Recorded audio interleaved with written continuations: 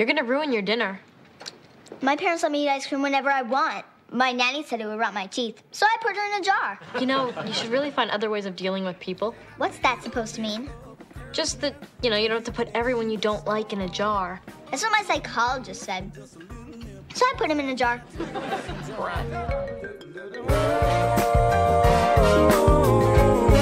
That magic mason jar.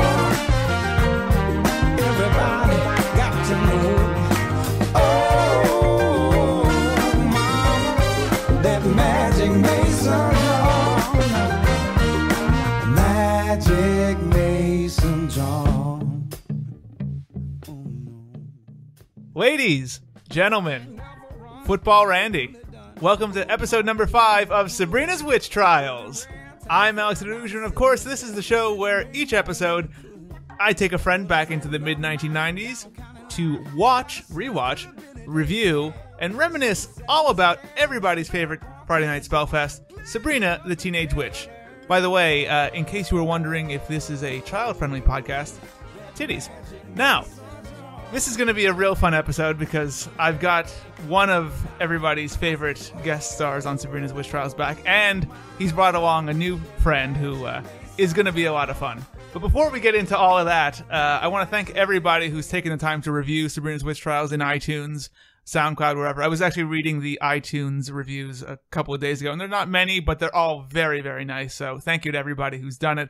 And if you haven't done it yet, get off your fucking ass and do it. I mean, I make this for free. What the hell? Do me a favor. Do me a sorrid. Also, I want to thank everybody who's just listened or promoted me on Twitter or, even just commented back on Twitter. It's great to see that people are actually interested in the show somewhat, which is, believe me, really helpful during the times when my Android phone goes off and I get a message while I'm talking, or when I'm editing and just want to blow my head off. Thank you to everybody. Now, this is going to be a real fun episode for a lot of reasons because, of course, it's episode 5. It's a Halloween story, so it's the first Sabrina Halloween episode. A lineage which has some great moments and some really terrible ones, like Sabrina pouring coffee into a grate and then zombies coming out of somewhere. But before we get into all the interesting aspects of this episode and break it down bit by bit, let me introduce you to who my friends are this episode. Back with me, a couple weeks ago, I called him the Prime Minister of Germany. I then did a quick Google search and realized that Germany doesn't have a Prime Minister. So here he is, the newfound Chancellor of Germany, as I looked it up, Mr. Michael Casas. Mike, how you doing? Gesundheit. Yes, guten Tag, everybody. That's all I know.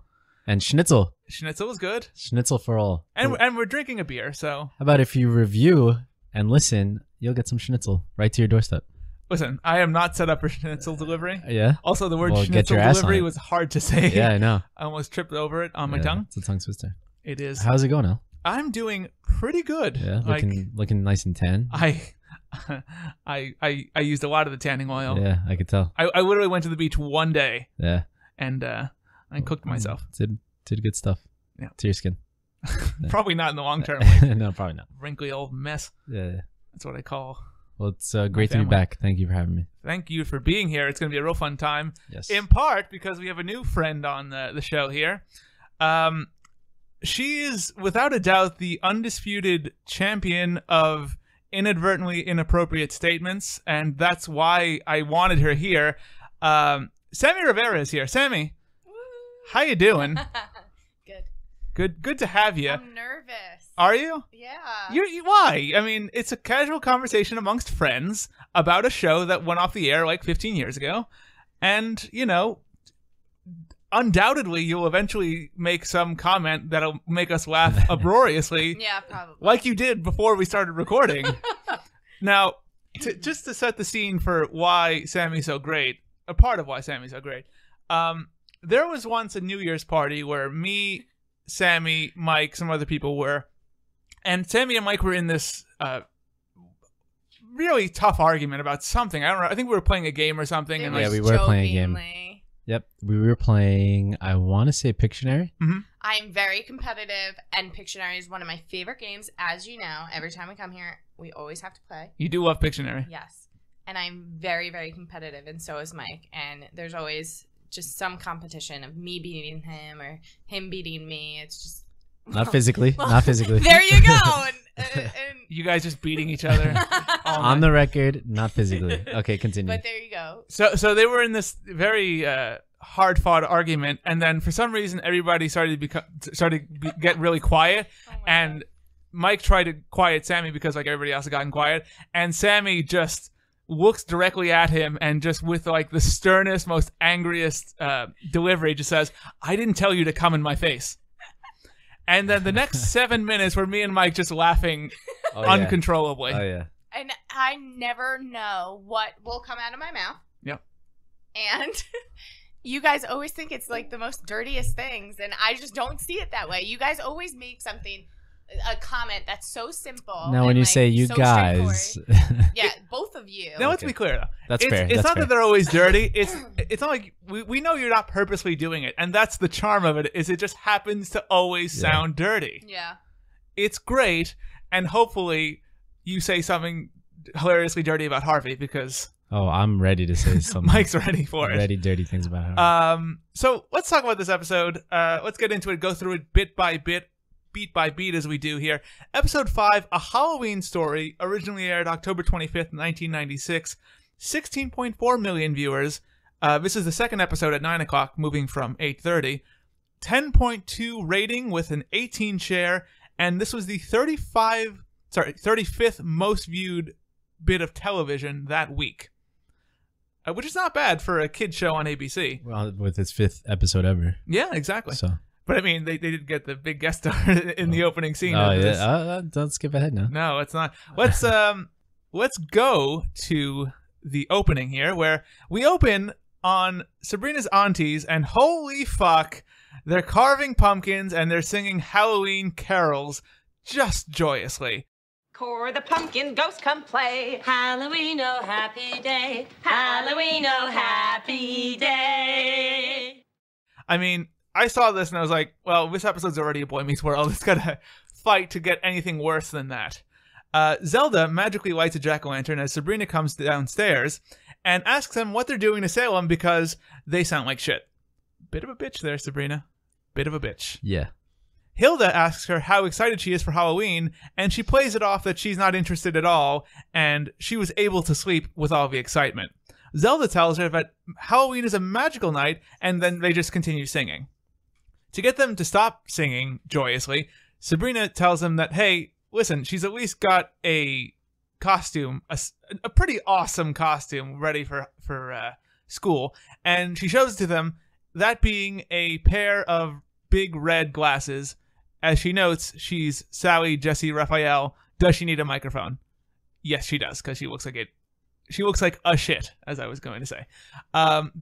Aunties aren't impressed. She challenges them to do better, and zappity zap, she turns into the real Sally Jesse Raphael, because I'm doing great here.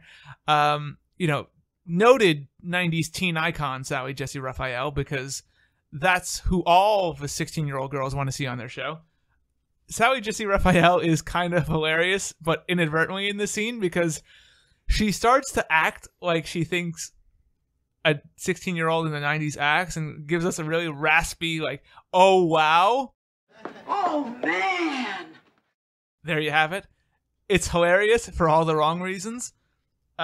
She makes a joke about next up interviewing teen witches and their crazy aunts, and the aunts respond by basically just singing and dancing some more as the opening closes. Let's talk about this bit of a scene here.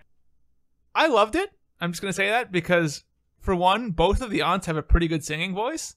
Like, I knew Beth Broderick was pretty solid, and as Mike knows, I fucking love her. Oh yeah, obsessed. Which one's that one? Zelda. But I was impressed by Caroline Rhea being able to carry a tune here. Also, I just love how enthusiastic overall they are about the idea of Halloween, and it really builds this world where, for witches, this is like their big national holiday, and they're so excited about it, and it bothers them that Sabrina isn't. It's their Thanksgiving. Yeah. Oh, don't say Thanksgiving though. That's right. Because they'd be witches. Yeah. What'd you think, Sami? I loved it. I thought it kind of like reminded me a little bit of Christmas. Like they're, well, I'm jumping ahead a little bit by saying this, but they're giving each other presents. Yeah. They're singing kind of Christmas carol-y tunes. Mhm. Those two that they were singing, right? They're two different. Yeah, oh yeah. Core of the Pumpkin, Ghosts Come Play, Halloween, Oh Happy Day. And then what's the other one? Oh, Holly Jolly. Holly Jolly Halloween. Yeah. We've probably, if we haven't come in on it, we'll probably hear it at some point throughout this episode. Maybe just multiple times. You should play it a couple times. It's going to be, it's actually not that much work. You know what? Here it is. Have a jolly, jolly Halloween.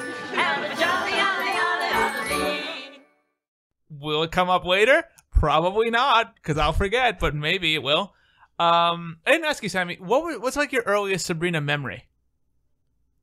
I remember, so like the opening of when she does all of her outfit changes. Yeah. And then the last one is always a different one each episode. Yeah. It turns out in this first season, they're all like just abysmal jokes. Like this one is like she's dressed in like this really like petticoaty old like Victorian outfit. It's like Victorian, but it's not really like a full Victorian skirt. Like it's very large, but it's not like wide enough for it. And it's like, oh, does my butt look big? Like obviously it's ruched and obviously, bitch, you have a big butt. But I was expecting so much more out of a Halloween episode. Yeah. For that, like I feel like they should put her in like a Scream costume. And like, don't scream. I We'll think be right Scream back came after out this after, commercial. didn't it? Did it? I don't know if that was right around this one. I Right think around it was this like, time. wasn't it like 98? Oh, no. Oh, maybe no. That was too late. Yeah. I think it was right around here. Oh, yeah, you're right. Maybe you're right. 97. All right, well, we'll look into that Oh, afterwards. well, I was probably wrong. No, but wasn't this 96? This is 96, yeah. Yeah, so it would have been after if it's 97. Also, talking about outfits, I thought everybody was dressed rather conservatively here in the opening. Not so much later on, but Right. like they're just wearing jeans and some like But I was shirts. That Zelda's outfit is like a total mom outfit. Yeah. Those mom jeans, the white shirt, her hair, Her cream both of their cardigan. So you know what's funny? So last episode when I was on, we just completely tore apart everything that they wore, like all the characters wore and all that. So I kept that in mind for this episode. And for Hilda, disgusting again. She just has terrible outfits all the time. I mean, I think Hilda's actually not that bad in this episode. In this scene, she's just like wearing like a denim shirt over a striped shirt and like black jeans. It was I pretty wore bad. that like last week. Yeah, I know, but it was bad, and I was gonna tell you, but you were that like a couple thousand miles away. She mean. just didn't have good style compared to Zelda. Zelda's the conservative brainiac. But it's funny because I thought Zelda's was like okay, like I know it's like a mom outfit, but it goes. It's the like, beige cardigan. It's over like just timeless though. Like you could see somebody wearing that now. You could have seen somebody wearing it in the 80s. Are you kidding me? Everyone wears mom jeans now. It's like the new thing that's sold at Urban Outfitters. Like I'm wearing 2 of them right now. I'm actually wearing shorts because it's rather hot. Anyway, anything else to add here? Or you want to move on? Let's talk about. I didn't want to point this out. Who the fuck is in charge of getting their guest stars? Like, I guess Sally Jesse Raphael was more of the time period. Yeah. But like, shit, is Michael Dukakis gonna be showing up pretty soon? There's a joke. There's a reference that they would have actually made because nobody got it. Yeah. Sorry. He was the presidential candidate in 1988. Well, we're not all political science majors, so. Oh yeah, because some of us have jobs, not like this guy. All right. Over at Westbridge, Sabrina runs into Harvey, who immediately invites her to the Halloween party his parents are making him throw to get rid of their unused Costco purchases. They should really buy things over a period of time and not all at once.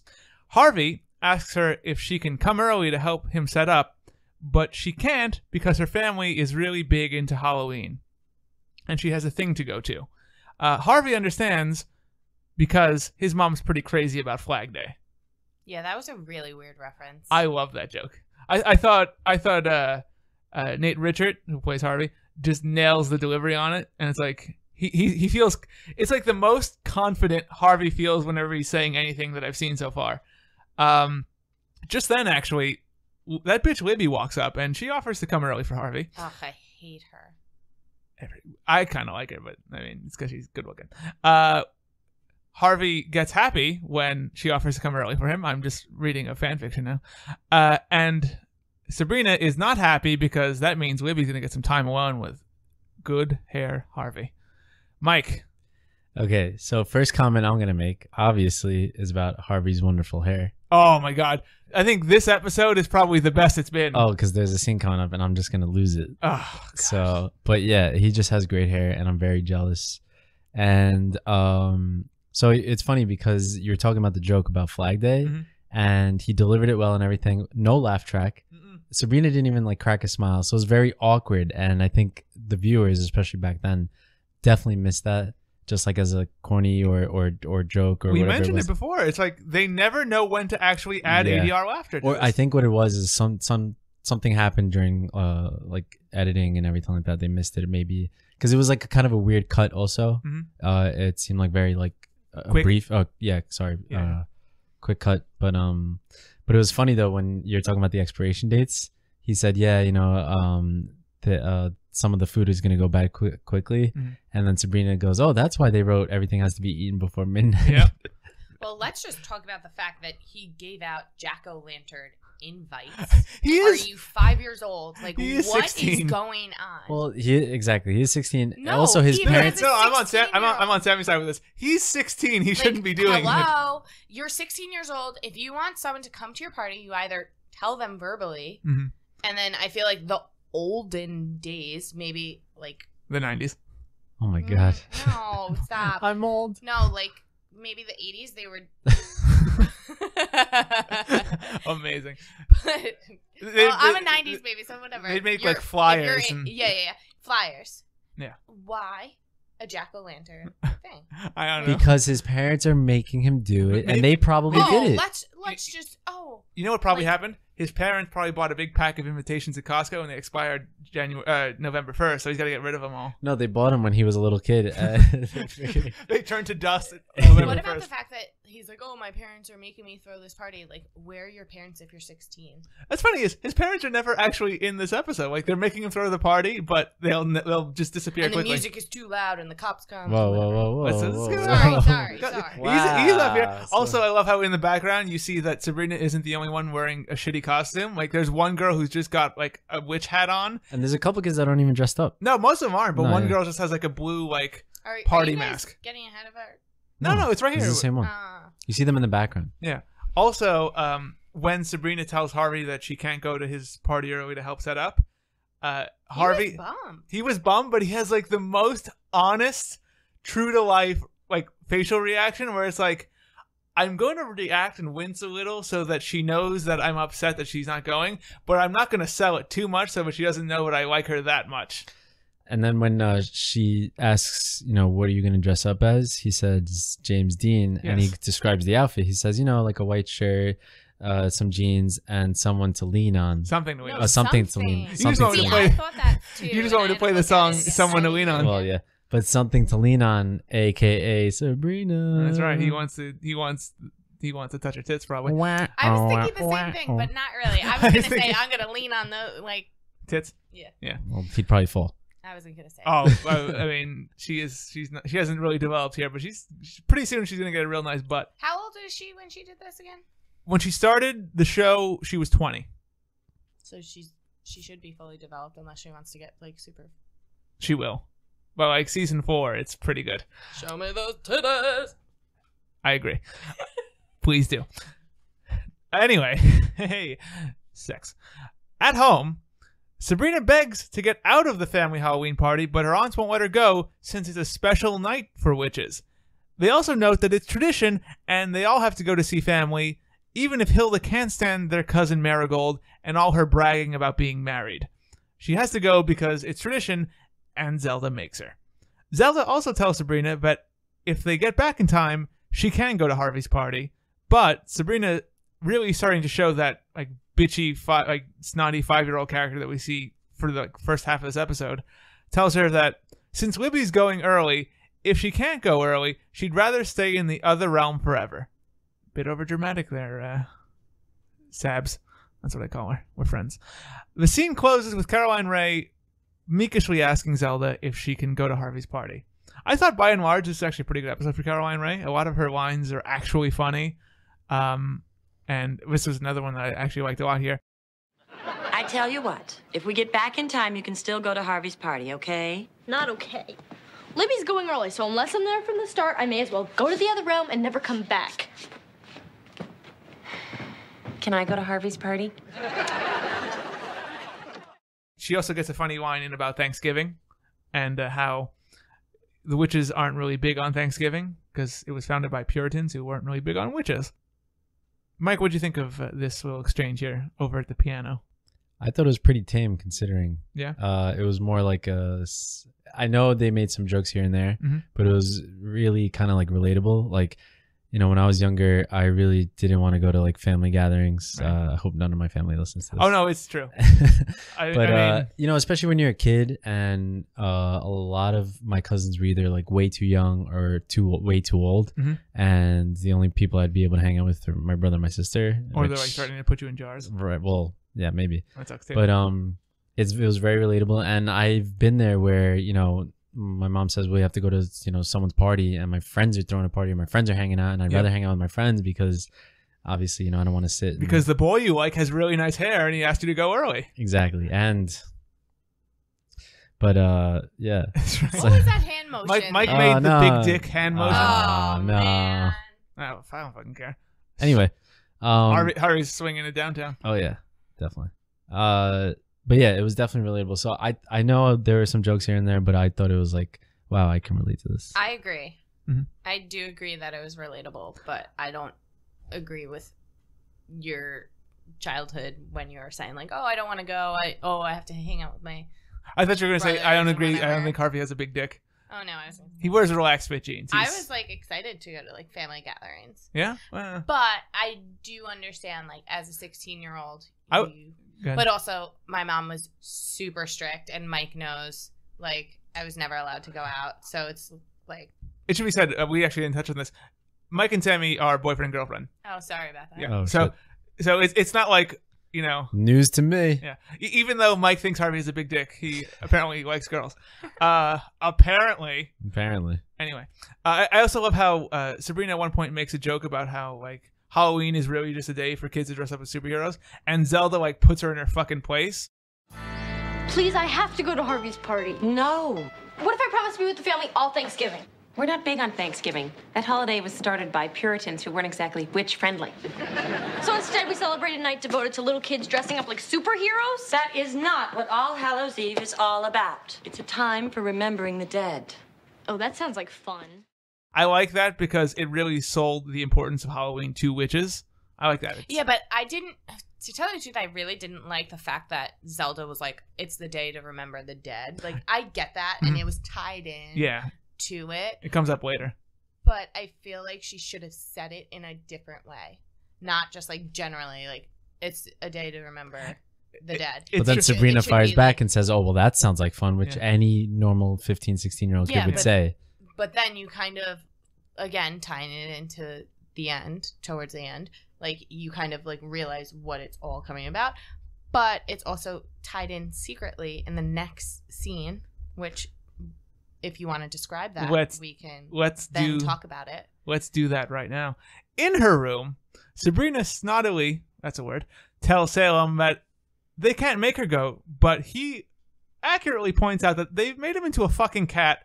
They can do whatever they want. They can make her go to a family reunion. You're messing with the wrong crowd here.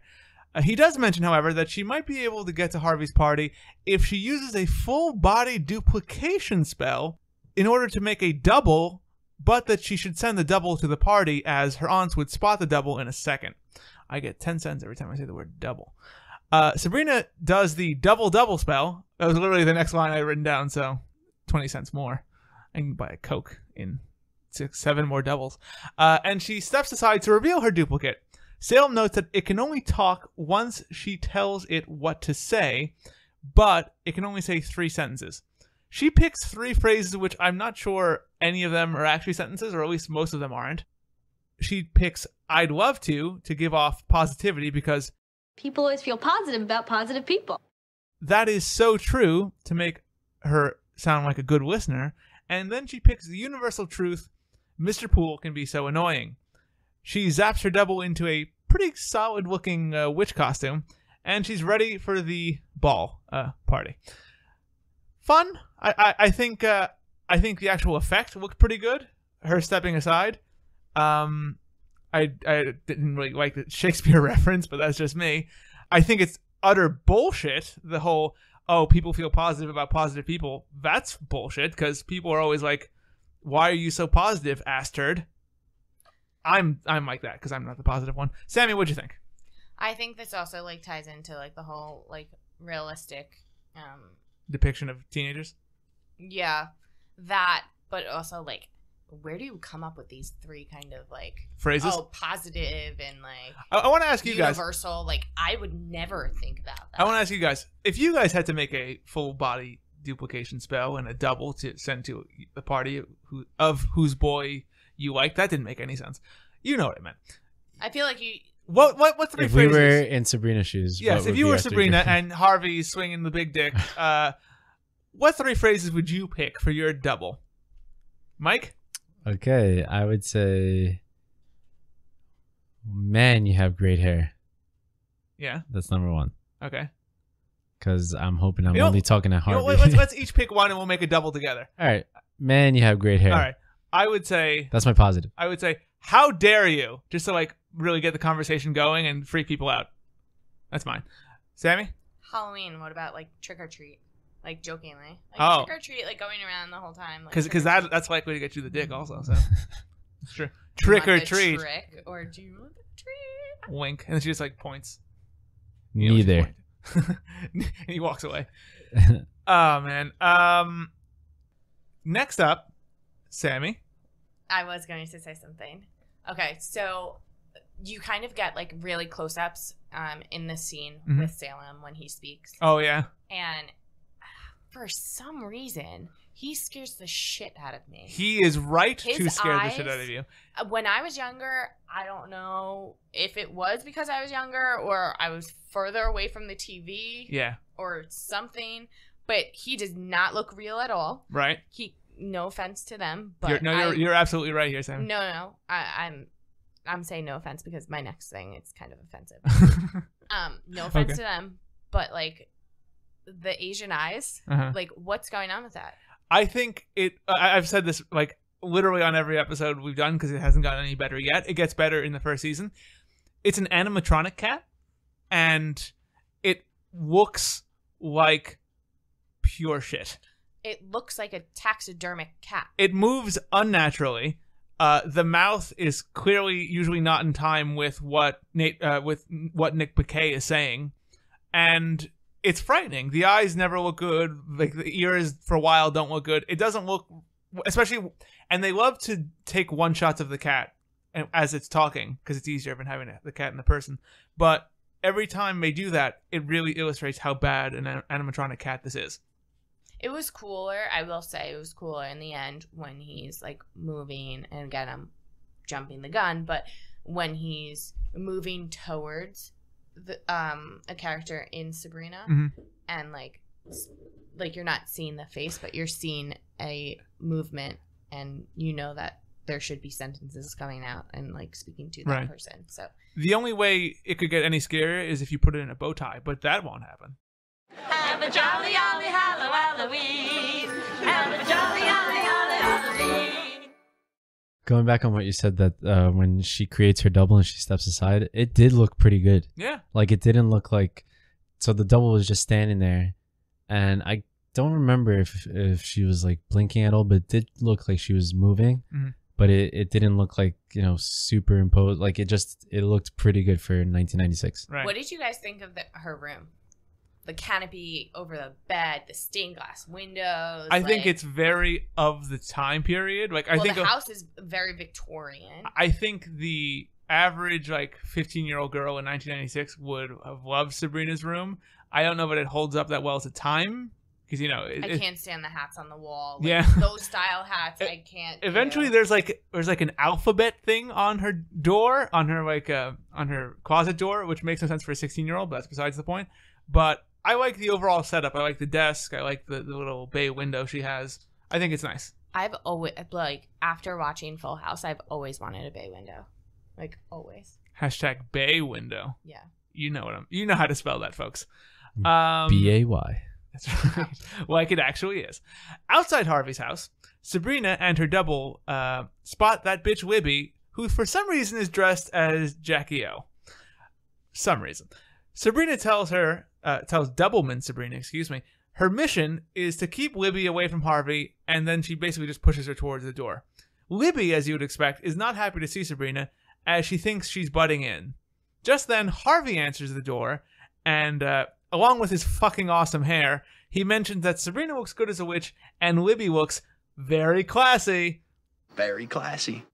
As Jackie Onassis. He invites them in. As Sabrina happily skulks from the bushes, the double is in.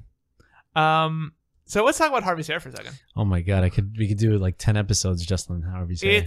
This is by far the best his hair has looked. So yeah, I was just gonna say that it looks good naturally with no product, anything like that. How do you know there's no I mean, there's product in it, but it looks good with like the part down the middle. Right. And the 90s cut. Then he opens the door and I'm like, wow. Yeah. You're like, damn. Like, yeah. James Dean, like, he looks good as James Dean, but I'm pretty sure like James Dean went for Halloween as Harvey, because fuck does he look good as James Dean. Oh my god, that hair. Yeah. And then he leans on the fucking door like a boss. Are you guys hard right now? Like what's the table is a little tilted. I was just gonna say the table is a little lopsided because Al and I are more on the same side, but the table hasn't moved at all. I'm glad I'm over here. Oh god. I think it's also fun because here this is where we see the effect of like the only 3 sentences thing, where Libby says you're butting in, and the double's like, that is so true. Sabrina, you're not supposed to be here. You are totally butting in. That is so true. yeah, and Jackie O, more like Jackie Ho. She looked pretty good. You're waiting skimpy. to say that for like a while now. 3 days. She looks better here than she did when we saw her in the halls earlier, because she was wearing a fucking weird blue dress with like zippers and like a black shirt under it. I didn't like it. Can't dress for shit. What about the fact that Libby is in front of Sabrina the double, and she's the one who rings the doorbell. Yep. And he doesn't recognize. He doesn't say like, "Hi, Libby." Hi, Libby. Oh, Sabrina, like you look so cool, or whatever he does. I think he said, Sabrina, you made it. Like he was so happy because she said that she wasn't gonna make it. And like your outfit is so cool, and like he compliments her and he acknowledges her presence, and then the fact that Libby just has to say like, "Don't I look good?" Also, can you? Are you feeling bad for Libby now? No, not at all. Not at all. Fuck that bitch. Yeah, that fuck stupid that bitch. hoe. I don't like her. I was just about to say that. Why are you stealing my lines? You a stupid hoe. Get out of my head. I can read your notes from here. Get out of here. We all take copious notes for the show, of course. Put a board over here. We're all professionals. No, but the fact that, the fact that we said tits like 19 times. Like we referenced cocks like 47. That's the cock count for this week. No, but the fact that he like, it shows how much that he is actually interested in her, and like the fact that Sabrina acknowledges like, oh yes, I'm in, like she's excited too, like, so we know that there's going to be a connection and there is an attraction between the two of them, and it will be successful. Absolutely. Oh boy, will it be. Back at the Spellman compound, Zelda calls the family from the linen closet door because she's afraid they're going to be late even with instantaneous travel. Salem arrives first wearing a white collar and a red bow tie, and the animatronics here, along with the bow tie, are the stuff of nightmares. Sabrina comes out next. She's wearing the same thing that she wore to school, which is basically like a purple... mom jeans and a purple velvet top. Like a velvet. I don't understand it. It seems... I thought it looked pretty good, though. It's the same one of like this second outfit that she wears in the entrance. She wears this one a lot. Zebra, no, not zebra. What is it? Cheetah print and beige khakis. Ugh, disgusting. Zelda says that she's not going like that, and then zaps her into a powdery pink party dress, which apparently she only ever wore for her grandma, and now that she's dead, she doesn't want to wear it anymore. Doesn't have to wear it anymore. She doesn't like to wear it. Zelda says that it looks sweet on her, and Sabrina notes that that's what Granny used to say. Just then, Hilda comes out saying 3 specific phrases. Let's get this show on the road. You look nice, Hilda. Pass the potatoes. Someone's in a hurry. Happy Halloween. Hold on. What color is my dress? Pass the potatoes. Hilda, you are in big trouble. Zelda sees through the fucking trick right away and calls Hilda out. That bitch got caught. That's right. Caught you, bitch. Hilda storms out of the room, magically recombines with her double, and then angrily tells the family, let's get the hell out of here. They all note that Zelda is really the only one looking forward to what's about to happen. Aside from the just... Wait, and then the thunder happens, doesn't it? Like always? Yes, as they walk into the linen closet. Dun, dun, dun. No, it's not. She's very excited. We do get the thunder and lightning and very, very frightening. But aside from the animatronics here, which were very, very frightening, Mike, what did you think of this little exchange here? I think I thought it was nice that like you start to lay the groundwork for the grandma stuff that's to come, and that's what I was talking about. Definitely a lot of foreshadowing, and not only just in the middle of this episode, which this is pretty much the middle, and the beginning, like we spoke about it, but yeah, they did a good job setting up for what's about to come, and again, Hilda with that hideous dress. I kind of felt though that it took too long to get to that to the from the piano scene to this. Well, there is a lot of like, all right, I've got to get to Harvey's thing. Yeah, because they have to set up Harvey's party. Yeah, no, I think it was fine. But again, with the graphics, it's like her zapping herself because she had to go back. Her double had to go back into her body. I thought that was a good job. Yeah. Yeah, Salem, I never really noticed that he did look pretty creepy. I think that you mentioned the outfits. I thought that both of the aunts looked pretty good, actually. I think. But is that Halloween? Like, this is the Halloween day. This is the night of Halloween. So what the hell? They made such a big deal about their Sabrina's costume. Why aren't they all wearing costumes? So because this is more of like a serious holiday for them. It's like their Christmas. Or like a, So you don't, although on Halloween you dress up and stuff, but that's more for like the mortals. Right, exactly, mortals. Okay. So she was going to school with a bunch of mortals and they're dressed up. She can't go out, looking like what she did. So looking like a bum. Yeah. Anyway, the Hilda dress, I thought it was nice. It was like a black long dress with like a collar, and it was probably like the most gold. conservative thing she's worn. It's probably one of the better to things. Date. Yeah. Yeah. And then Zelda, she always looks good. Yeah, she can wear a fucking rag. She looked pretty good, yeah. Fucking Sabrina though. Little Bo Peep. That pink powdery putrid mess. I thought she kind of looked like a mixture of like an Asian style dress mixed with a porcelain doll, like kind of creepy. And then all she needed was like a creepy white ribbon. And then it's like matching pink shoes, matching pink like stockings. Oh my god! But in her defense, it wasn't her. That's true. It's not her fault. She didn't choose it. She made such a big deal about going to Harvey's party and all this other stuff, and you're a teenager. Get fucking changed. Well, what did she have in her head? Her grandma.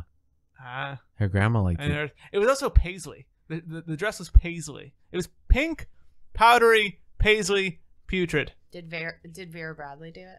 I don't think so. I don't think we get that. Oh, you have dicks. I'm sorry. Precisely. I too am sorry for the penis I have. Sabrina and her family take an elevator to apparently the moon. When they arrive, they're greeted by Cousin Marigold. No, they were greeted by the Earth. It's true. They do first see a big image of the Earth, which apparently looks very full tonight. Yeah. Marigold comments on Hilda's outfit, noting that it always looks so good on her. That outfit always looks so nice on you. Thanks. Wait. She also notes that the aunties didn't bring dates, and that the thought of them single makes her want to cry. She doesn't want to hear any more about their single lives. She then greets Sabrina and accusingly asks if she's enjoying living with the aunts. Are you okay? Do they feed you? I felt like it was kind of like, do they touch you? Is everything okay? Like, it was weird. They don't. Just to be clear. No. There is no touching. No touchy. No touchy-feely. Oh, and this must be Sabrina. I heard you'd gone to live with your aunts. Is it okay? Yes, it's fine. As she tells them, as Marigold tells them where their places are, we see Marigold's cat, who apparently is named Milady because that's the only name she ever actually gets. And we also hear that the cat is a bit of a lush. She absolutely is. I really like the Marigold character and all the fucking shade she's throwing at Hilda. So annoying. I tend to really love rich bitch characters, and especially in sitcoms. I love the mother from Dharma and Greg. I love the mother from the Gilmore Girls.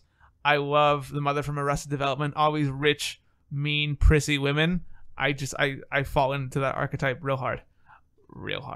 Entitlement. Right. The sense of entitlement is just disgusting. But that's what's so funny. It's it's great for comedy. Yeah. Salem also gets a great kiddie table joke right around here where Sabrina finds out she has to sit with her cousin Amanda, and she's like, I can't, you know what? Here's the joke. I can't believe I have to sit at the kiddie table. I can't believe I have to sit at the kiddie table. I thought it was good. Right, Mike? Yeah, so it's funny because Sabrina says, as you heard, oh, you know, now I have to sit at the kiddie table. And then Salem goes, now I have to sit at the kiddie table. Now, there's obviously not much of a difference in enunciation or pronunciation, whatever. But I had the subtitles on. Yeah. So I knew exactly. Got it right away. Yeah, so for those of you who missed it, you know. There's a joke there. Sucks, yeah. Also, as Marigold walks away, she notes that I'm going to go check on the consomme, or as Hilda would say, soup. What's wrong with soup? I love that. I love it. And just to set the scene here, because this is actually a bit of a mind-fucky kind of like layout to this room. It's basically like a wedding reception, but it's looking down on the earth, so it's apparently on the moon, one would assume. And for some reason, in the corner, right behind where the aunts eventually sit, there's like a dead tree in a vase with fresh lemons like pinned onto it. I don't know what the fuck is going on, what happened there, but apparently that's the other realm. There are dead trees with lemons decorating a room. All right. Yeah, so apparently when life gives you lemons, they come from a dead tree. Yeah, when life gives you lemons, put them on a dead tree. Good God. Sammy, anything to add here? I do not like Amanda at all. Oh, we'll get to that. I don't like Amanda more than Marigold? not liking Marigold. Okay. Do you know... But what about Marigold's outfit? It really reminded me, like, with all of that, like, fur, like, frilly or whatever. Yeah. It kind of reminded me of, like, Cher's outfits. Mm-hmm. She has, like, the classic, like, white outfit, I think. Oh, yeah, she yeah. did, that, like, on the top or, like... You're talking about Cher from Clueless, right? Yeah, Clueless. Yeah. Okay. Typical 90s. That's right. Which actually aired, I think, right after this for a while. For a while in the 96. I think it aired right after, right before. And I guess they're saying that the other realm is in outer space.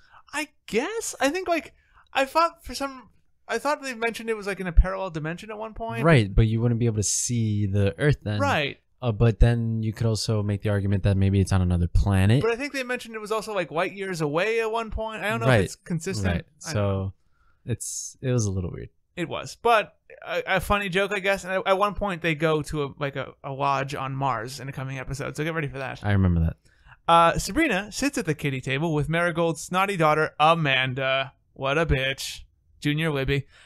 She immediately threatens to put her in a jar if she's not nice to her. She then shows Sabrina some of her earlier work, a math teacher who she put in a jar for trying to teach her math. Sabrina naturally calls her a brat, and then immediately she like backs down in fear of Amanda when Amanda just like shoots her a look. Marigold, then we cut to her, and she's making a bitchy comment about how much her husband works, and Sabrina runs up to her aunts asking if they can go home yet, but she's caught by a really just screeching Amanda, who really, really, really wants to braid her hair. I want to braid your hair. Get over here. That was actually a clip I put in. Over at the Kinkle house, we see literally every guy has gone as James Dean. Every one of them. And they all be leaning. As Doubleman Sabrina hangs around Libby, staying close to her, Harvey takes Libby's advice about lowering the music after initially disregarding it once we hear police sirens in the background. Way to go. He is a rebel without a cause. He really is. Libby starts to tell fake Sabrina to fuck off for following her and being a goody two-shoes. But she backs down a little when she hears Sabrina say, "That is so true." That is so true. She even starts to reconsider her opinion of Sabrina when she hears her say that Mr. Poole can be so, etc. Mike, two interesting scenes here. Let's go back to the Amanda one. What did you think of Amanda as a whole? I know she's just a little girl, but she's a big old bitch. I was just gonna say Really? a word that rhymes with witch, sitch. But yeah, no, it was kind of annoying. Well, it was very annoying. Mm-hmm. And then, but I did think it was funny with the jar. And she goes, "How would you like to? Oh, what's one less hole in the jar or something? 5 holes minus 1 hole is how many? Yeah, that was pretty funny. But she's a bitch. And I think, though, to be fair to the actress, who, by the way, is Melissa Joan Hart's younger sister. Right, that's what I figured. Really? Yeah, Emily Hart. She was actually 10 years old here. She looked like her.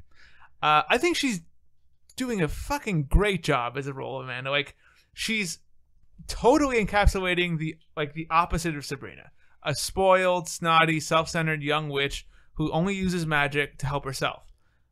Yeah. And she's really good at being that screechy, bratty character. I think it was probably easier for her as an actress just because she's working with her sister. Mm-hmm. They probably fight all the time. They, whatever. So it just came naturally to her. But then she was dealing with the mother, Marigold, and she did very well. And so I think she was a good actress, for her age.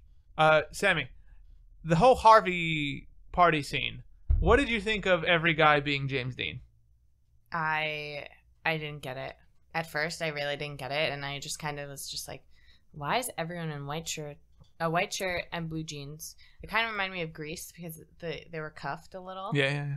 And then, there was just, random other costumes, like a clown, a nurse. Oh, let's talk about that. Yo. So every guy is James Dean, and they're all leaning, and none of them are dancing. But there's this really generic rock music track blasting because Harvey's got to go deal with the police a little later on. So that's off to the left side. Right. So all of the girls at the party are dancing by themselves to this really generic rock track, and they're all terrible dancers. There's a nurse in the background who's literally dancing with her shoulders and elbows to this generic rock song. The mom dance? Yeah, I couldn't, no matter what scene they cut to, I couldn't take my eyes off this nurse in the back just dancing like this. It's ludicrous. I love it. Yeah, they should all dance like that. Pretty bad. And these kids never hear of Ninja Turtles or Power Rangers or anything. I would love it if one of them was dressed as Tommy from the White Ranger. Tommy, really, James Dean. Isn't the Red Power Ranger the coolest? I always loved the White Ranger. Really? And apparently Chris always had a fucking soft spot for the White Ranger. I always liked the White. Well, I knew him as the Green Ranger. Yeah, no, but I always liked the White Ranger costume. Oh yeah. And his little flute, so cute. All right, get back on track. Sorry. Yeah, no, it was very weird. It's they just acted so much older, and they obviously looked so much older than what they really were. And that just kind of ruined it. Well, and then Jackie, they had. You're 16. That's true. That's the thing. We'll talk about that when we come. And then they had the token black guy. They did have. Oh yeah, they did. Dressed up as James Dean. See, now if they were all dressed up as James Dean, they'd just all be dressed up as porn stars. Right. Reference. Oh gosh. Reference. Come on, I gotta keep it topical, keep it snappy. All right, I did want to say 15 minutes something into the show. about Amanda though. Yes. That outfit. it's pretty funny. That's it's American. What's the doll? American Girl. Yeah, doll. American Girl. I don't know. I wasn't gonna say that, but I've been dressed up like that numerous times. You were the Amanda. With me and my sister, freaking twinsies, 4 years apart. But my mom was crazy, but it's okay. Bow, half up, half down, classic.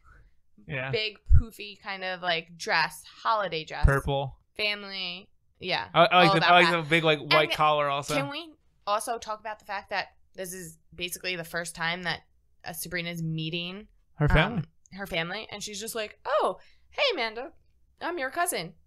Oh, okay. Are you gonna be nice to me? If you're not nice to me, I'm gonna put you in a jar.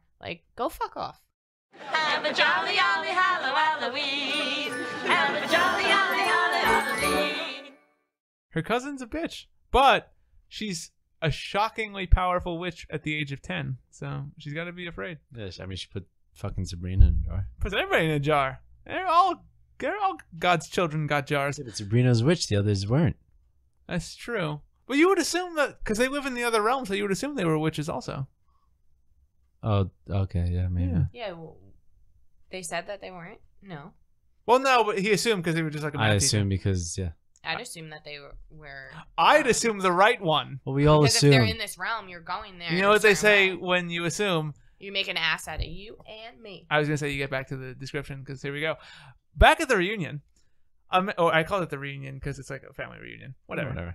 Back at the party, which isn't a reunion, Amanda eats a huge sundae for dinner before telling Sabrina all about the people she put in jars.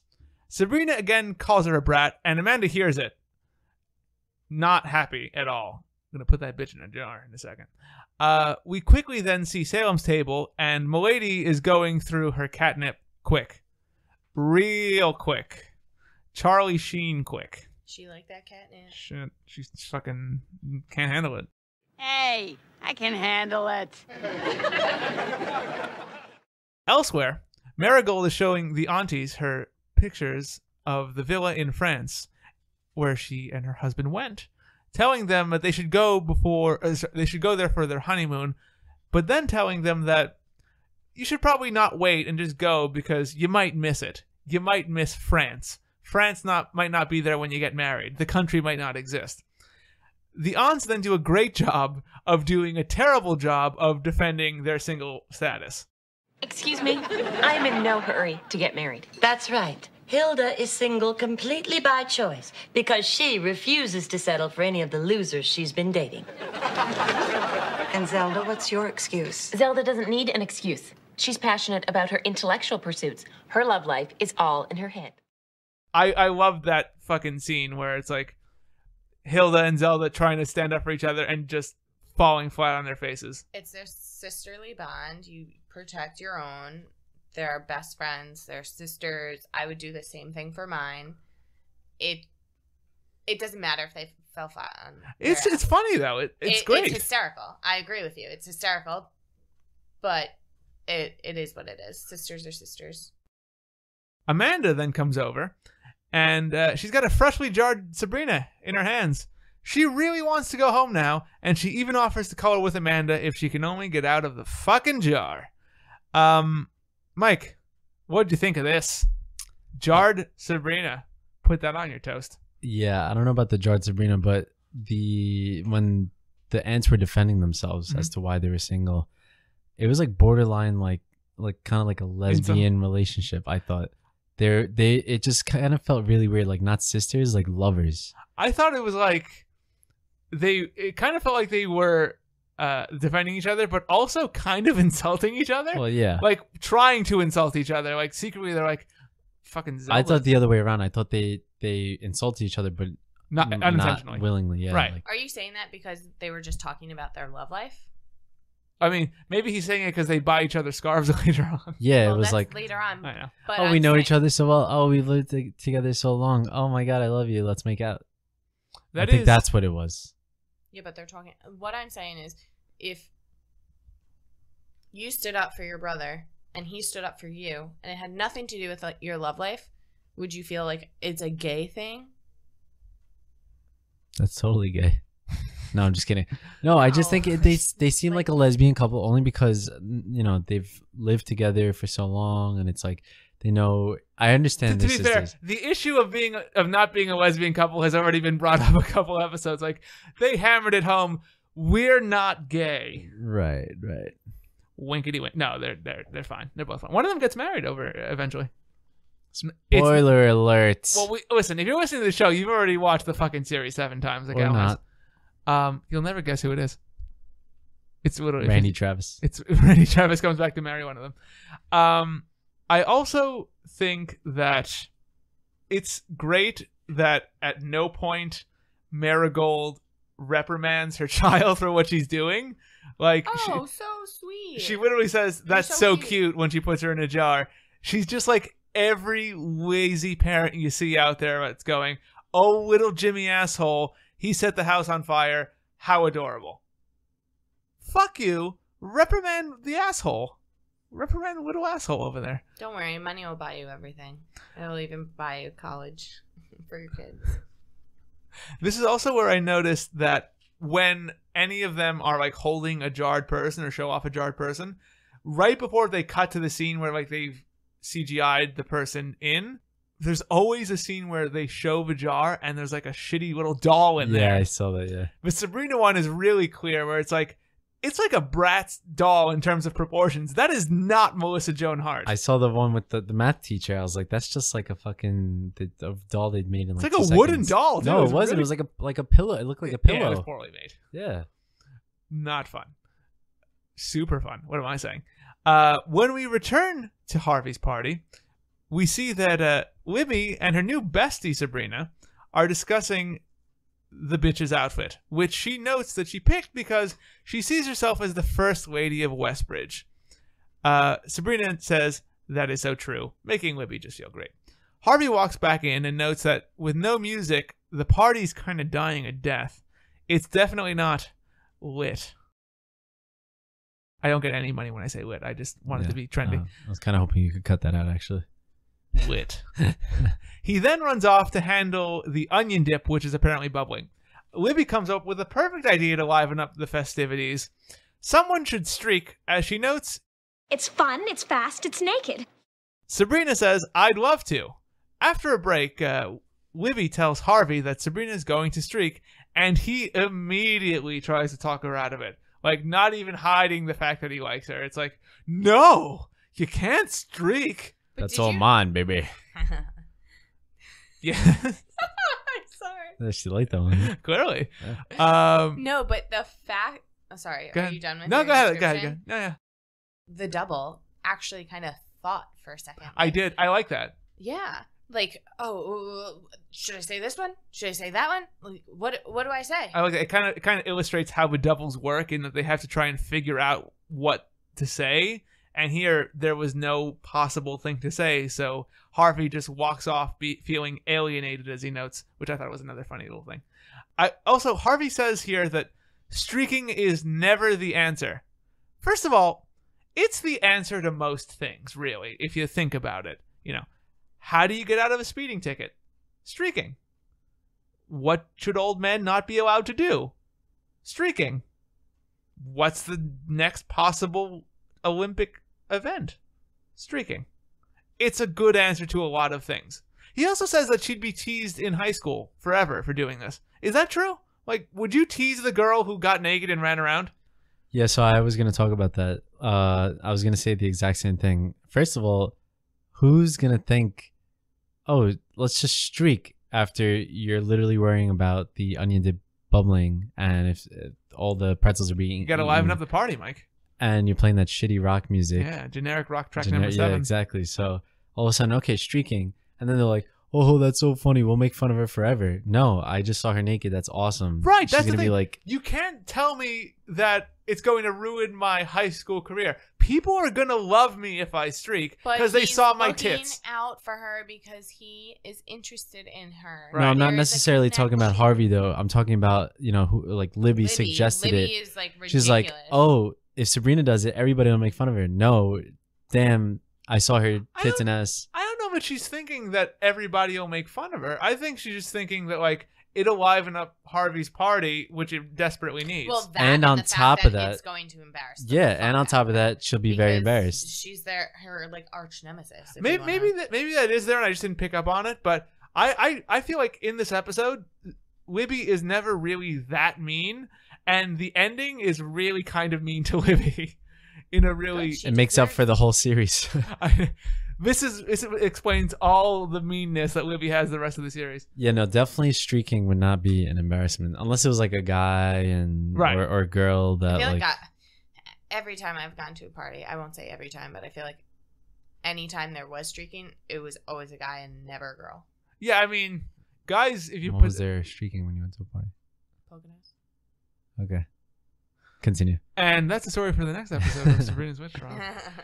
Over at the reunion, which I'm still calling a reunion, a freshly unjarred Sabrina wants to go home again, but she's told to shut up because it's time to open presents.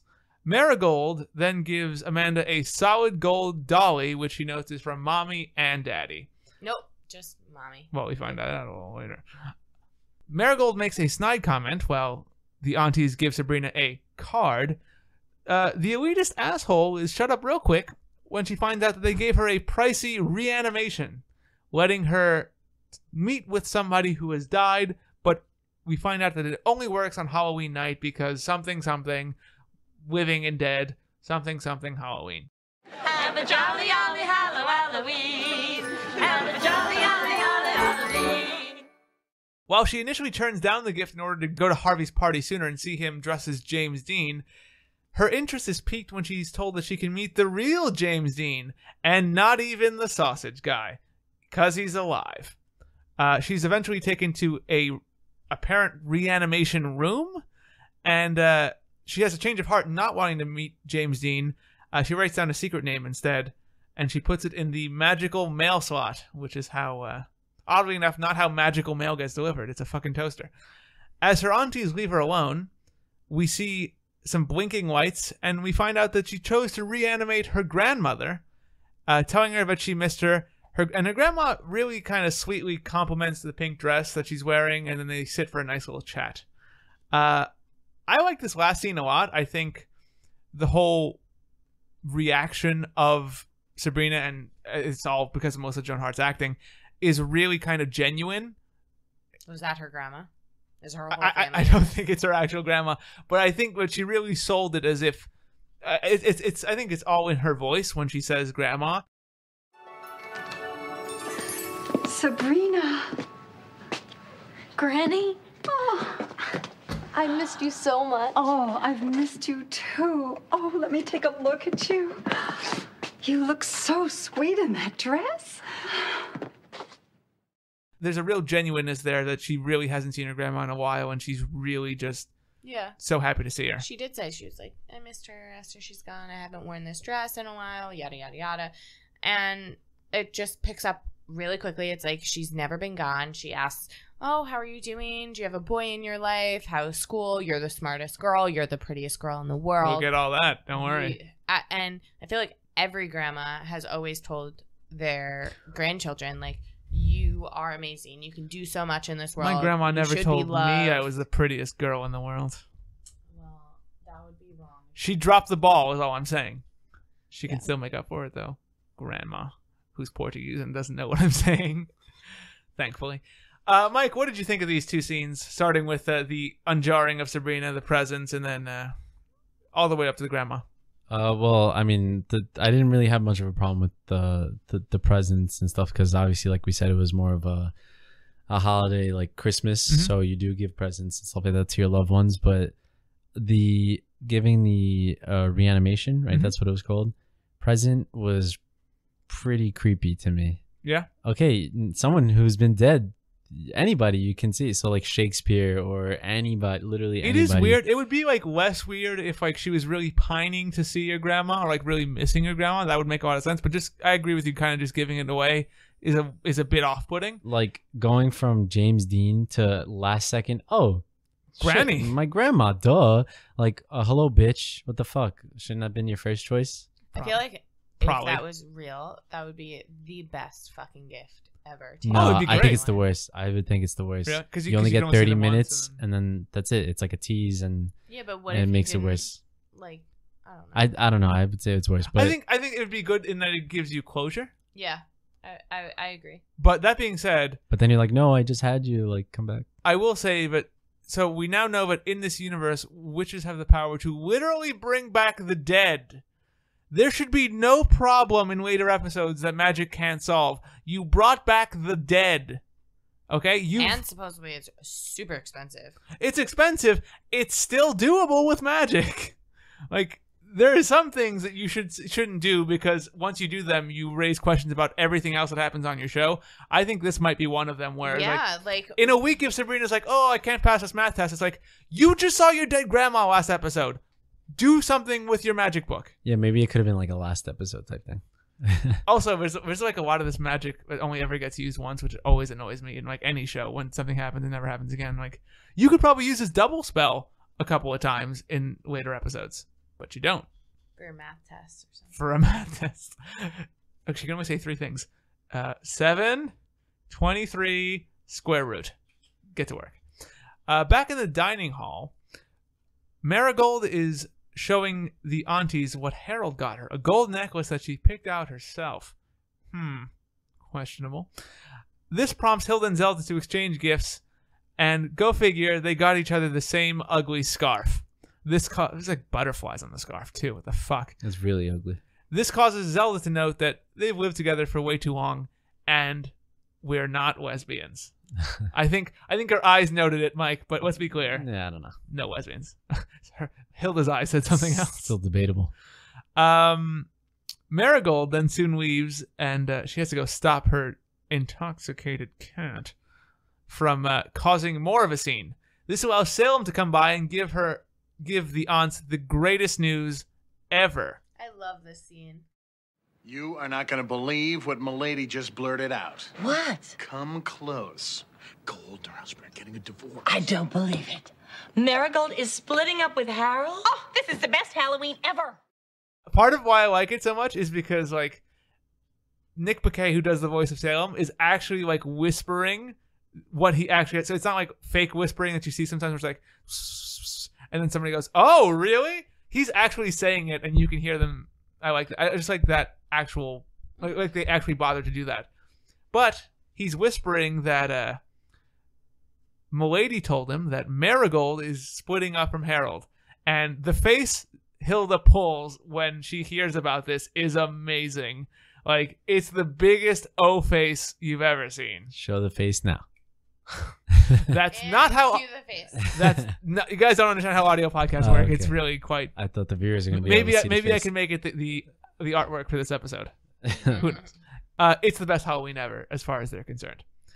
Back in the reanimation suite, Sabrina is talking with her grandma all about her life, how she's moved in with Hilda and Zelda, how Mr. Poole can be so annoying, but that he's a nice guy, and even how she likes Harvey, but they're just friends right now.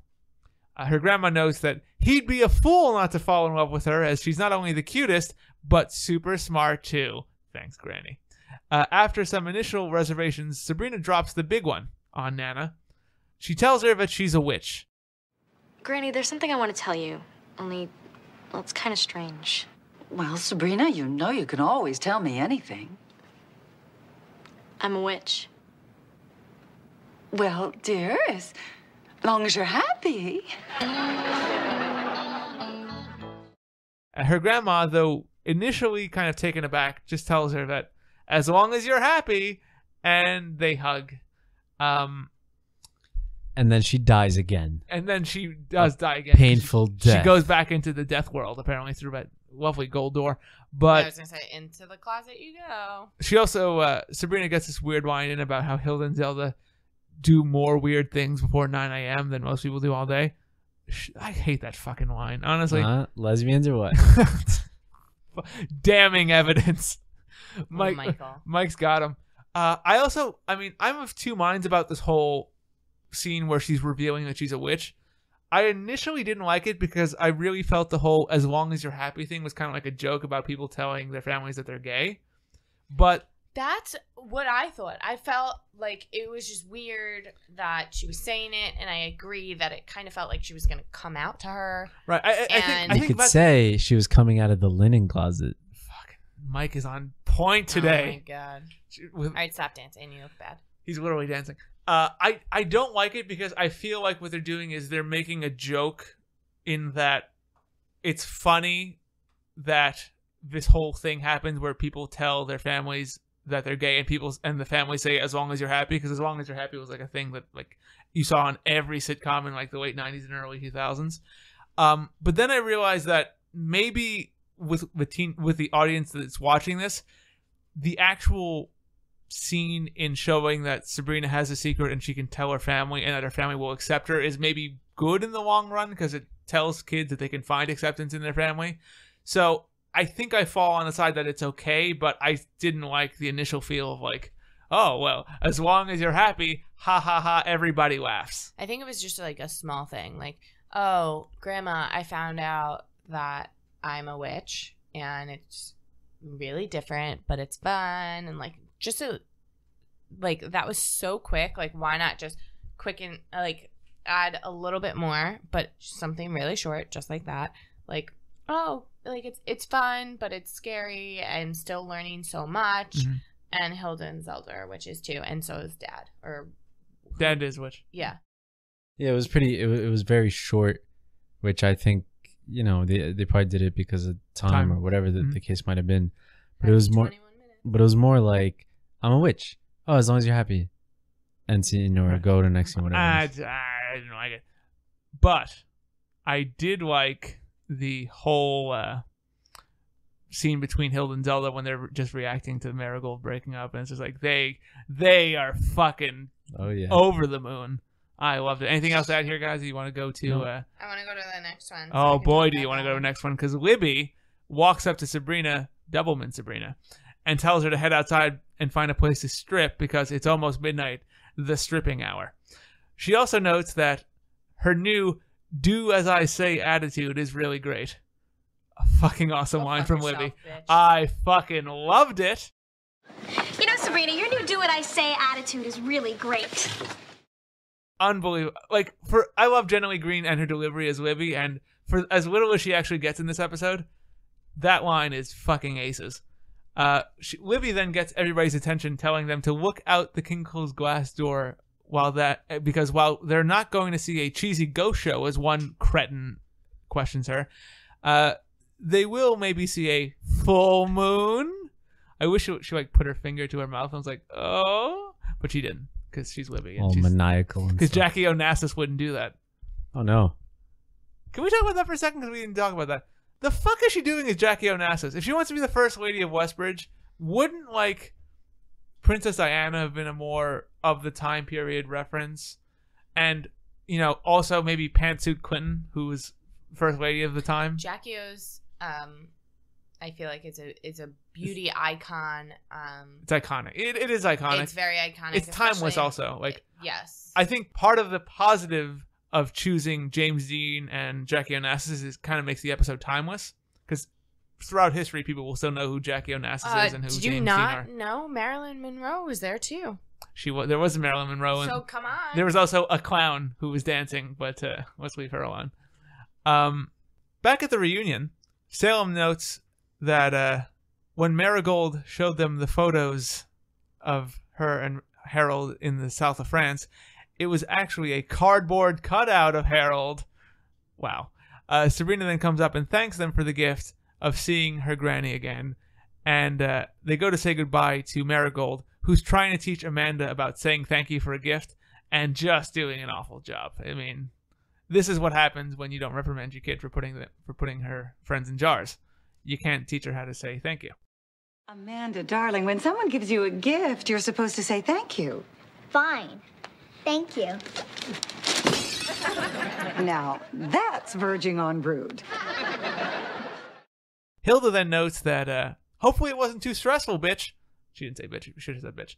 Planning the party and divorcing Harold, and adds that she loved being single because she gets to read all the romance novels, eat all the lean cuisines, and surf all the internet chat rooms. Chem Kitten. Biostud. That one's just for Mike.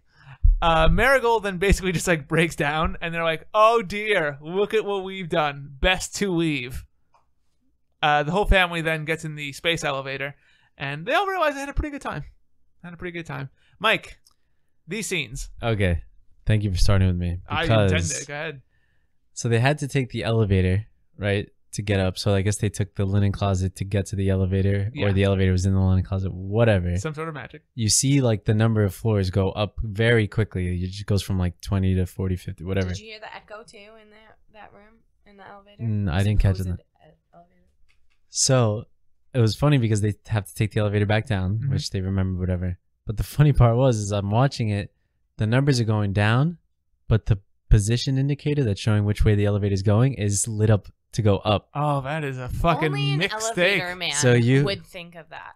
So you have to watch it again. It's so funny because you see the numbers going down on the floors, obviously, because they're going down, but it's lit up as if they're going up. That is a good, actually solid catch. Yeah. Nicely done. Thank you. Again, Jenny Lee Green's bitchy delivery is great. I do also just love, I think I noted it here, where I love the Doublemint Sabrina and her like blankly happy expression. When she's not saying something, she's just like smiling with nothing to say and just like staring dead-eyed. Smile. And I love how even when Marigold was crying, she was still able to throw in a burn of like, oh God, I'm going to be just like you. You awful, awful women. Oh God, I'm going to be just like you. Next up, we see Marigold basically drowning her sorrows and trying to rationalize how, even though she's a divorcee, that's way better than being a spinster or a lesbian aunt. They're not lesbians. See, even my girl Marigold knows. She's saying this to Milady, the drunk cat, who just doesn't give a fucking damn and passes out into her glass. Amanda then comes up, bitching about wanting a hamburger, and she just won't shut up. So Marigold, which is basically kind of child abuse when I thought about it, but puts her in a jar. It really reminded me of Willy Wonka with who's the rich one who wants the goose egg, the golden egg. Veruca Salt. Yes. Yeah, she's like, I just want one. I want one now. And he's just like, no, you can't have one. She's like, I want one. And then she kind of like reprimanded herself. She did. She put her in a fucking jar. Mommy, I'm hungry. I want a hamburger. Not now, dear. It's not a good time. But I want it now. Now.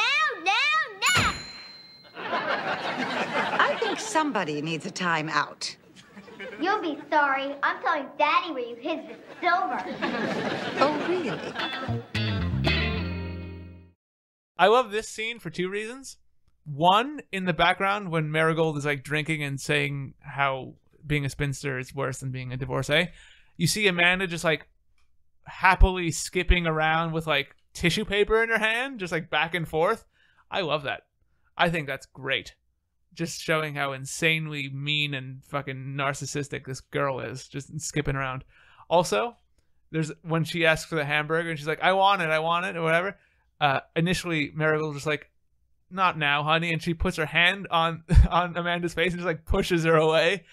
I think that's hilarious. I've already made a GIF of it. If I haven't tweeted it out, it will soon be tweeted out. It's just the funniest fucking.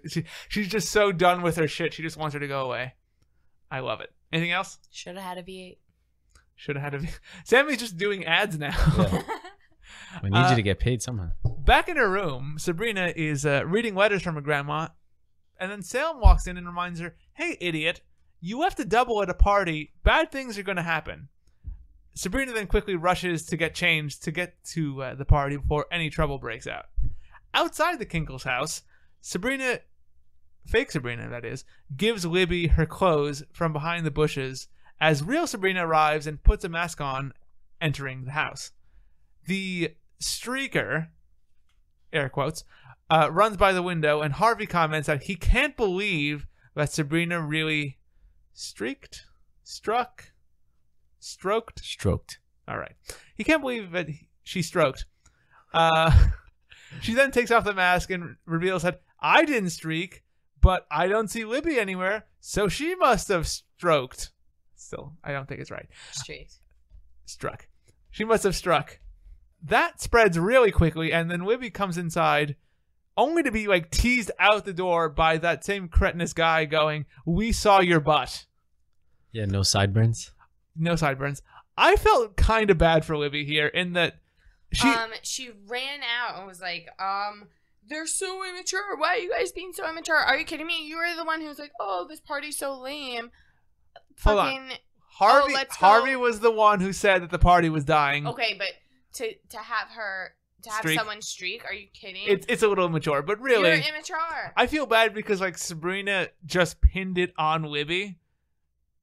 Just again, yeah, but it was gonna be pinned on her. But she actually did it in that her double did it. So then she didn't do it. Yeah, but she did it. Also, it should be said, Melissa Joan Hart looked pretty good, like not wearing anything, but definitely wearing something behind the bushes. She looked pretty good. She was a mess trying to get that back on. Oh man, when we see her later, it's like every woman at a bachelorette party. It's like clothes backwards, leaves all over her face, still stupidly smiling. It's great. This is also where I realized that there's no Jenny in this episode. Curly hair? Yeah, curly hair, as she's known to some of us. Sammy.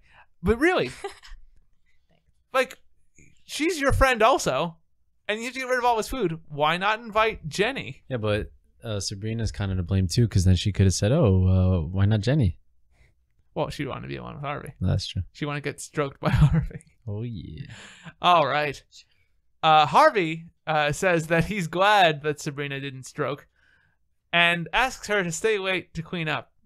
She says that I'd love to before changing to the less used. I'd really enjoy that. She then goes outside to find Doublemint Sabrina, basically finding her in the bushes, as I said, just covered in leaves, clothes all backwards, still grinning like an idiot. They, quote, get it together, and she's relieved that everything's back to normal before blurting out an unintentional, "That is so true." That is so true. I just put it in there, so, you know. Compare it. Which one was better? It's probably the one who's Melissa Joan Hart, though. What do you guys think of this? That is so true. What do you guys think of this? I mean, I didn't feel bad for Libby, but when the biggest loser with no sideburns is making fun of you because he saw your butt, there's something wrong there. Right. If I was at a party and I saw a girl's butt like streaking, I'd be like, damn. Cool. Well, it depends. It can't just be any girl, you know? But if it was Libby, let's say, then I'd be like, hey, I saw your butt. Nice. It's pretty cool. Hey. Or I probably wouldn't say anything. Hey, look, I'm John F. Kennedy. Wanna go christen the Oval Office? Probably turn to Al and be like, Al, are you watching this? Al. And I'd be like, leave me alone. I'm drinking water. And then I just go back to the corner and drink some more water. Yeah. With lemon or cold tea or coffee or whatever. Those are all things I actually drink. Yeah. So anyway, it's this whole streaking thing is just like, I feel like maybe like if you're in the 6th grade, you know, that'd be embarrassing, but it's a little Why would you do that in the 6th grade? Not developed at all. Come on. Some girls were. Damning argument. Yes, some. First of all, nobody got tits in the 6th grade. Yeah, come on. I didn't get mine until the 9th. I beg to differ. I had tits in the 6th grade. I was rather chubby. I had one girl in my elementary school, and she got hers in the 5th grade. And she was so popular. All the boys talked about her, but one girl. Nobody ever made her struck. I don't fucking know. The episode here closes with Sabrina in her room, basically lecturing the viewer about the over commercialization of Halloween. I'm gonna leave all those in, and how the true meaning of Halloween is inside of you. Salem then snarkishly retorts that he's got a pound of candy corn inside of him. I almost said corn candy, which sounds gross. Listen to him. She basically tells him to fuck off, and it's like, "Happy Halloween, everybody!" And then we get the Holly Jolly Halloween song to close it out. Sammy, before we go to the ending events here, I usually ask guests to summarize an episode in a certain number of words. I neglected to ask you at the beginning, so I'm going to ask you to do it here now. In 6 words, summarize this episode of Sabrina the Teenage Witch. Fuck. Give me 5 more words. It has to be a sentence or like just descriptions? A solid sentence. I have mine. Okay. All right. Can Mike go first? Yes, Mike. 6 words. Coming out of the linen closet. All right. Coming out of the linen closet. I will take it. Sammy, you now get 8 words. I'm so fucked. I can cut out parts. Don't worry. I can cut out blanks. Noise. All right, Sammy, what do you got? 8 words. Sabrina's coming out of the linen closet. Oh, Sammy, you're so funny. It was so bad. I didn't pitch that and cut it out. There's no way that happened. You can't put me on the spot like that. I do it to everyone, Sammy. You're the worst. But we now get to go to the closing events of this episode of Sabrina the Teenage Witch, episode 5. Is it my favorite song? No, because first, maybe it is. I don't know. What's your favorite song? I don't know what your favorite song is. You have to tell me. The old Holly Jolly. Oh, we already heard that. But one more time. Have a jolly, jolly Halloween. Have a jolly, jolly Halloween. There it is. Okay. No, we're going to talk about this in a very special way by putting it on our TGIF scale, our This Good I Feel scale. And here's how it works, Sammy, because I know you haven't listened to earlier episodes. I tried. It's a 1 to 5 scale. Each number has a corresponding TGIF show. So if you think this episode was a 1 out of 5, that makes it a You Wish.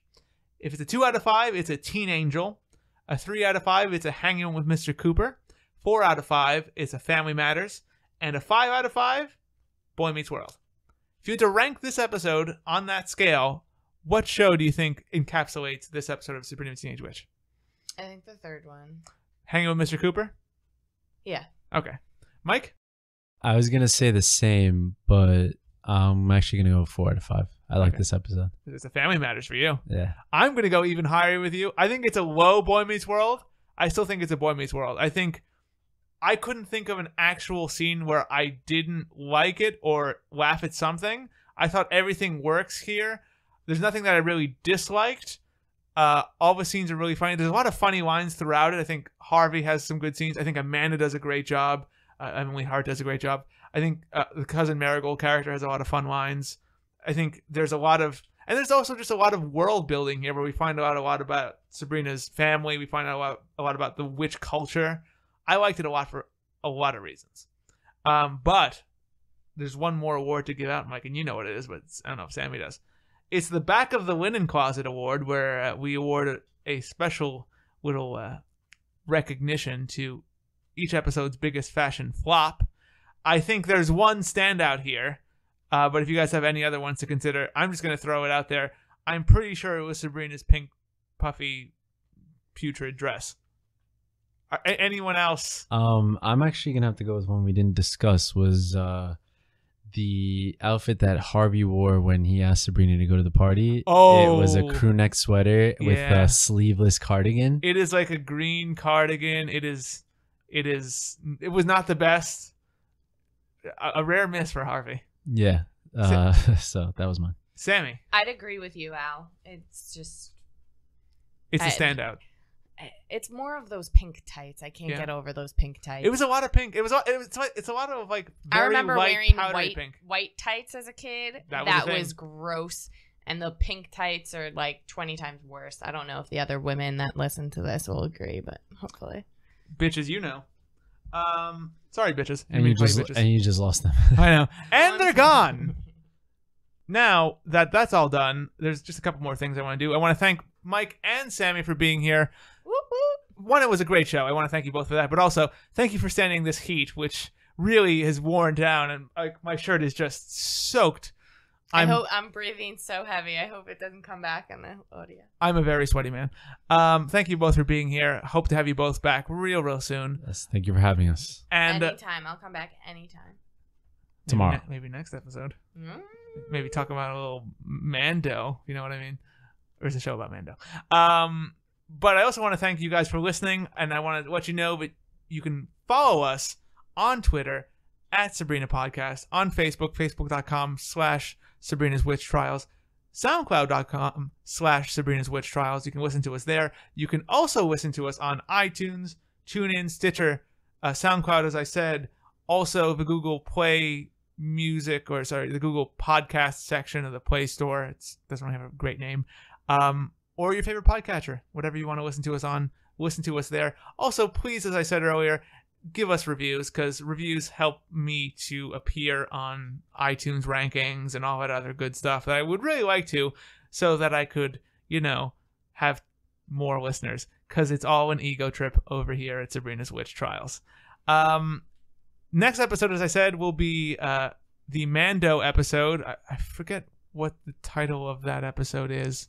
Something about a date. Oh, it's Dream Date. Dream Date, yeah. Dream Date is what it is, where we'll see a very special and actually time logical, I'm going to use that phrase, guest appearance. But until then, we will see you in the other realm. You can all take your seats. I'm going to check on the consommé, or as Hilda would call it, soup.